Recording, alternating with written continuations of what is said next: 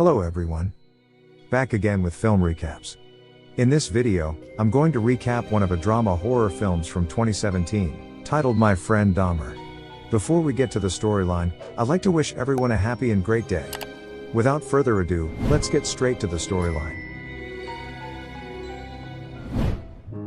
This movie is based on a true story of the infamous American serial killer, Jeffrey Dahmer. Between the years of 1978 and 1991, Dahmer murdered 17 men and boys in truly horrific fashion.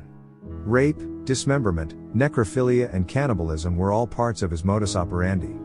In this film, we get to see Jeff Dahmer in his senior year of high school, back when he was an awkward loner growing up in the 80s, before he became the psychotic killer he is known for. As the movie starts, we see a young man, none other than Dahmer, sitting alone on the school bus. He then notices a grown man on a jog, and is overly fascinated by the man that he gets up from his seat just to watch him. Here we can see again that Dahmer develops an obsession with the male jogger, as he keeps watching the man even after the bus drops him off. Afterwards, Dahmer is seen carrying a plastic bag, and when he stumbles upon a couple of neighborhood teens, he explains that he's carrying a dead cat he found and is going to try and dissolve it in acid, which he has access to because his father is a chemist. Curious, the two teen boys follow Dahmer to his father's shed, and watch as he dissolves the cat, while explaining that the process will take a month because the acid is weak. He enjoys doing this simply because he loves bones and is interested in what's inside the body.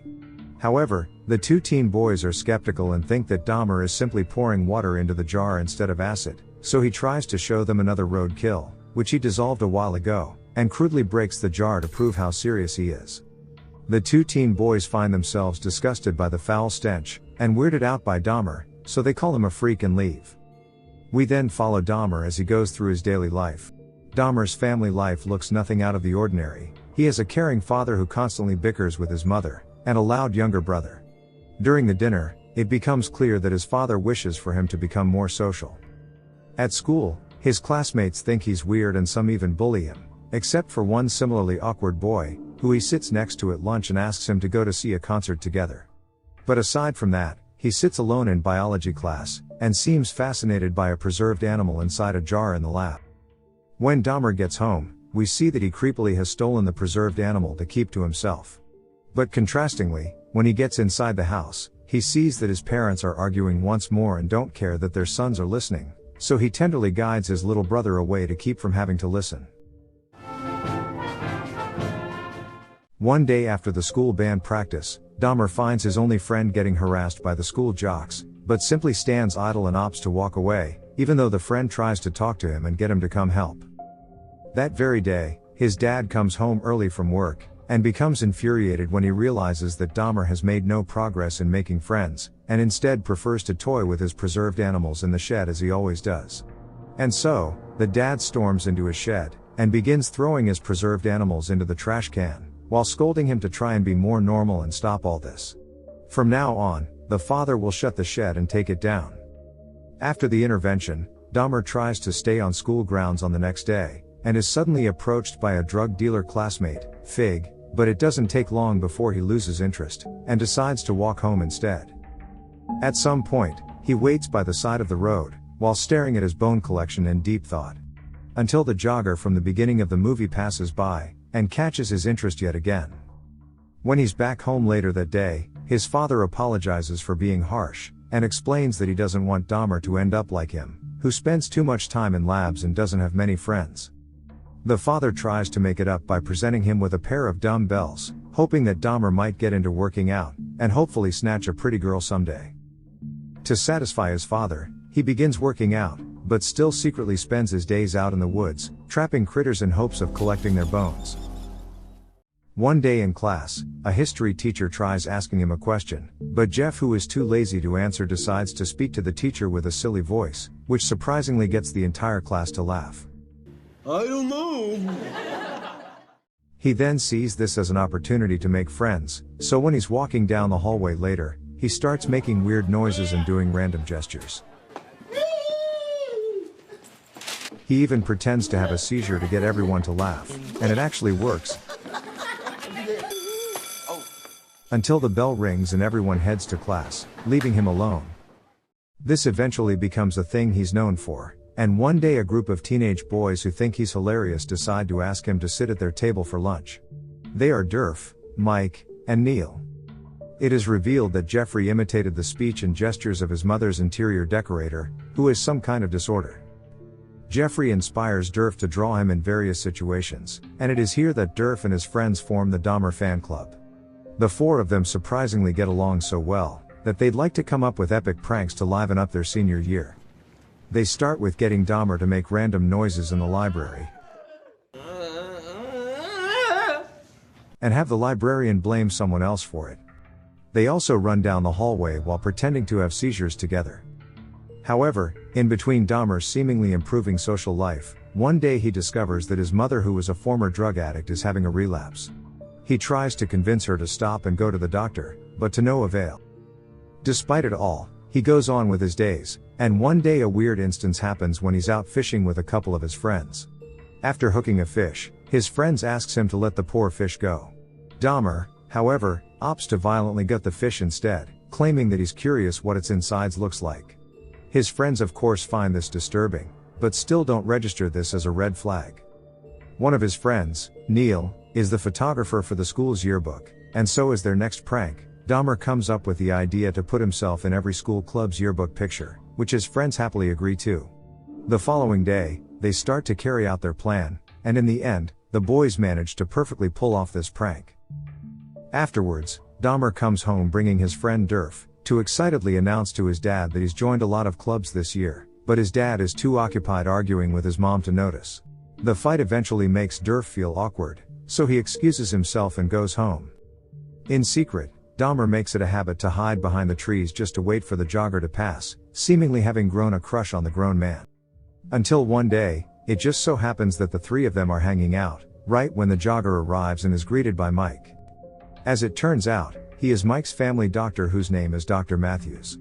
We can see that young Dahmer appears flustered throughout this interaction, but his two friends don't seem to notice.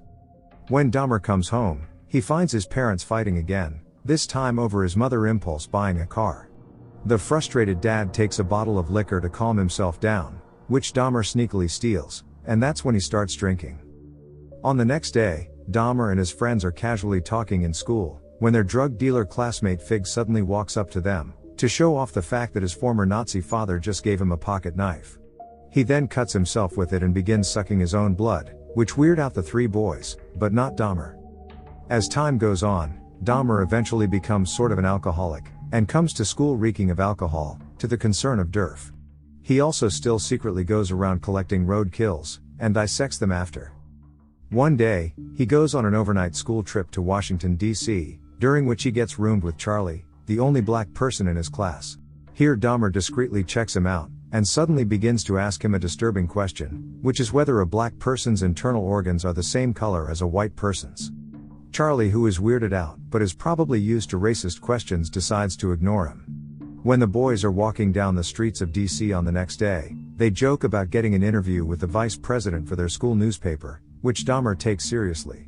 Taking everyone by surprise, he reaches for the nearest payphone, and makes a call to the White House, and somehow, they manage to get an interview with the vice president himself. They enter the White House, and have a brief audience with the man, who gives them superficial questions about what they want to be when they grow up, to which Dahmer simply answers biology. Great, you ought to pursue that. When they get home, Derf expresses how impressed he is with Dahmer before they part ways, but Dahmer's euphoria from the trip doesn't last long, because as soon as he gets into the car, his dad breaks the news that he and Dahmer's mother are on the verge of divorce, and that his dad has decided to live in a motel for the time being. Hearing this crushes Dahmer, and we can see him lie awake in his bed later that night. To add to his dilemma is his growing crush towards Dr. Matthews. Therefore, Dahmer fakes a cold so that he can get an appointment with him, and he can examine Dahmer naked. Dr. Matthews becomes uncomfortable during the hernia exam, when he notices that Jeffrey has an erection. This of course makes the situation awkward, and sends young Dahmer on a spiral. He is now becoming hyper-aware of his sexuality, and finds himself completely silent when his friends are talking about girls. Even his friends eventually pick up on how odd and distant he's been, and Dahmer begins drinking at school as well. It is finally the day where the yearbook photos get printed, every single one of which has Dahmer in it. But unfortunately, A teacher walks in on the three boys laughing at the pictures, and realize what they're up to, so she starts crossing out Dahmer's face on every single one of them, which completely ruins their plan. Meanwhile, Dahmer is drowning in both his parents' impending divorce as well as his sexual awakening. He is also visibly disturbed when the family pays his father a visit at the motel, and his parents end up arguing in the parking lot over custody. So when he gets home right after, he locks himself in his room, and lays in his bed, cuddling Dr. Matthews' dead body. But luckily, it is only his imagination. On the other side of the town, Dahmer's friends are out at a party, where a couple of their classmates tease them for not hanging out with Dahmer lately, which is a shame because Dahmer makes them more interesting. Feeling challenged, Derf bets that he could get Dahmer to do a fake seizure attraction at the mall this weekend, an idea which Neil isn't too happy about, because he feels like they're treating Dahmer like a zoo attraction. Still, Derf goes on with his plan, and bribes Dahmer with some money to get him to say yes. And so that weekend, a very drunk-looking Dahmer sits in the backseat of Derf's car as they drive up to the mall. Once they arrive, Dahmer goes on and performs his seizure act, while his school friends watch and laugh. One of them is even there to record the entire thing, as Dahmer proceeds to publicly humiliate himself for their entertainment. This goes on for a while, until Dahmer appears to have grown visibly tired of this, and rejoins his friends with a sullen look, as he's come to realize that he's just a spectacle to these teen boys. As if that's not enough, when he comes home, he gets informed by his mother that his parents have finalized the divorce, and the dad is getting the house. On the next day, the increasingly unstable Dahmer arms himself with a baseball bat, and waits for Dr. Matthews to pass, but he never does. This prompts him to lose his patience, and starts beating the bat against a tree until it breaks.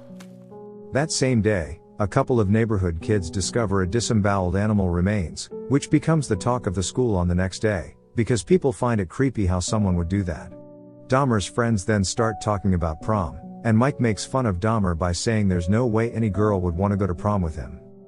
This offends Dahmer, so he goes right ahead and asks a freshman named Bridget to prom. At first, she says no because she knows Dahmer always does weird things, but eventually warms up to the idea after Dahmer convinces her that going to the dance with a senior is cool. And so they end up awkwardly going together, to the surprise of Dahmer's friends. At some point during the night, Neil, who was against making fun of Dahmer at the mall, decides to walk up to him, and apologize for what happened, which Dahmer accepts. When it is time to dance with his date, we can see that he grows uncomfortable, because he was never attracted to women to begin with. And so, he excuses himself, and retreats to his car, preferring to be alone. On the next day when he comes home from school, he finds his mother stuffing her things inside the car, and taking his brother with her to live with her relatives. This breaks Dahmer's heart, because this means his mother and brother won't be attending his graduation. He doesn't react at all when his mother talks to him, and after they leave, he breaks down, and cries inside the house. On his graduation day, Dahmer doesn't seem excited at all, and here the father congratulates him and hands him the keys to the family car, without knowing Dahmer's mother has left him completely alone. A few days after, Derf finds Dahmer walking alone by the side of the road, and decides to give him a ride home.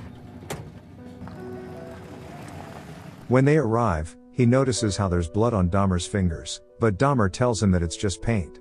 They then have an awkward conversation about their friendship, during which Derf basically refuses to apologize for treating Dahmer like a zoo attraction. Aggrieved, Dahmer sneakily invites Derf to come inside for a beer. Once they're inside the empty house, Derf gets creeped out by how close Dahmer is standing, so he begins walking away, saying his mother is waiting for him. We watch in horror as Dahmer grabs a baseball bat, and is about to strike him with it. But fortunately for Derf, Dahmer lets him leave. And as Derf gets in the car, he notices the bat. Once Dahmer is alone, he finds himself freaking out over the thoughts that came over him earlier. On the next morning, Dahmer gets inside Volkswagen Beetle given by his dad, and drives around. Shortly after, he stops by to pick up a good-looking hitchhiker named Stephen Hicks from a concert, who will soon end up as his first murder victim. The film ends with a closing credits note that Hicks was invited to visit Dahmer's house, but was never seen again after that day, and Jeffrey Dahmer was finally arrested in 1991. Okay guys. That's all the recap of My Friend Dahmer 2017. Thanks for watching. See you again in the next video.